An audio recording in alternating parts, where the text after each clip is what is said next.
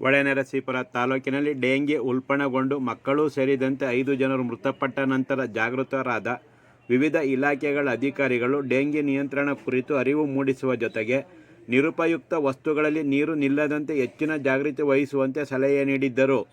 ಆದರೆ ಸಾರ್ವಜನಿಕ ರಸ್ತೆಗಳು, ಜನನಿಬಿಡ ಸ್ಥಳಗಳಲ್ಲಿ ಹೆಚ್ಚು ಪ್ರಮಾಣದ ಮಳೆ ನೀರು ನಿಂತು ಕೊಚ್ಚೆ ಗುಂಡಿಯಂತಾಗಿದ್ದರೂ ತಾಲೂಕು ಆರೋಗ್ಯ ಇಲಾಖೆ ಹಾಗೂ ಪುರಸಭೆ ಗಮನಕ್ಕೆ ಬಂದಿಲ್ಲವೇ ಎಂದು ನಾಗರಿಕರು ಪ್ರಶ್ನಿಸಿದ್ದಾರೆ.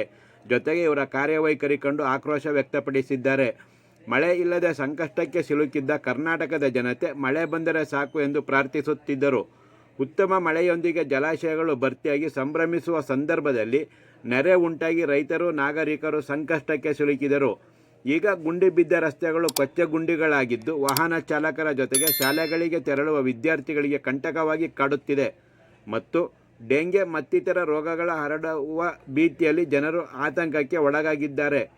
ಪಟ್ಟಣ ಪುರಸಭೆ ವ್ಯಾಪ್ತಿಯ ನರಸಿಂಹನಾಯಕ ನಗರ, ಚಿಟ್ಟನಹಳ್ಳಿ ಬಡಾವಣೆ, ಡಾಕ್ಟರ್ ಅಂಬೇಡ್ಕರ್ ನಗರ, ಆಶ್ರಯ ಬಡಾವಣೆ, ಗಾಂಧಿನಗರ, ಎಡಿ ಕಾಲೋನಿ, ಪೂಜೆಕೊಪ್ಪಲು ಸೇರಿದಂತೆ ಬಹುತೇಕ 23 ವಾರ್ಡ್ಗಳ ಬಡಾವಣೆಗಳ ಚರಂಡಿಗಳಲ್ಲಿ ನೀರು ಸರಾಗವಾಗಿ ಹರಿಯಲು ಅವಕಾಶವಾಗದೆ ನಿಂತ ನೀರಿನಲ್ಲಿ ತ್ಯಾಜ್ಯ ಸೇರಿಕೊಂಡು ಕೊಳೆತು ದುರ್ವಾಸನೆ ಬೀರುತ್ತಿದೆ. ಇದರಿಂದ ಸಾಂಕ್ರಾಮಿಕ ರೋಗದ ಭೀತಿ ನಾಗರಿಕರಲ್ಲಿ ಉಂಟಾಗಿದೆ. ನೆರೆ ಪೀಡಿತ ಪ್ರದೇಶದ ರೈತರು ಹಾಗೂ ಜನರು ಮಳೆ ನಿಂತು ಹೋದ ಮೇಲೆ ಗ್ರಾಮೀಣ ಹಾಗೂ ನಗರ ಪ್ರದೇಶದಲ್ಲಿ ಮಳೆಯಿಂದಾದ ಸಮಸ್ಯೆಗಳಿಗೆ ರೋಸಿ ಹೋಗಿದ್ದಾರೆ. ತಗ್ಗುಗಳಿದ್ದ ರಸ್ತೆಗಳಲ್ಲಿ ಮಳೆ ನೀರು ನಿಂತು ವಾಹನಗಳ ಸಂಚಾರದಿಂದ ಕೆಸರು ಗದ್ದೆಯಂತಾಗಿದೆ. ಪಟ್ಟಣದ ಚನ್ನರಾಯಪಟ್ಟಣ ಹೆದ್ದಾರಿಯು ನೆರೆಯಿಂದಾಗಿ ಕೆಸರು ಜೊತೆ ಭಾರೀ ವಾಹನಗಳು ಕೆಸರು ಗದ್ದೆಯಂತಾಗಿರೋ ರಸ್ತೆಗಳಲ್ಲಿ ದೊಡ್ಡ ಗುಂಡಿಗಳನ್ನು ಗುರುತಿಸಲಾಗದೆ ವಾಹನ ಚಲಾಯಿಸಿ ಗುಂಡಿಗಳಲ್ಲಿ ಹೂತುಕೊಂಡು ಸಮಸ್ಯೆಗೆ ಸಿಲುಕುತ್ತಿದ್ದಾರೆ.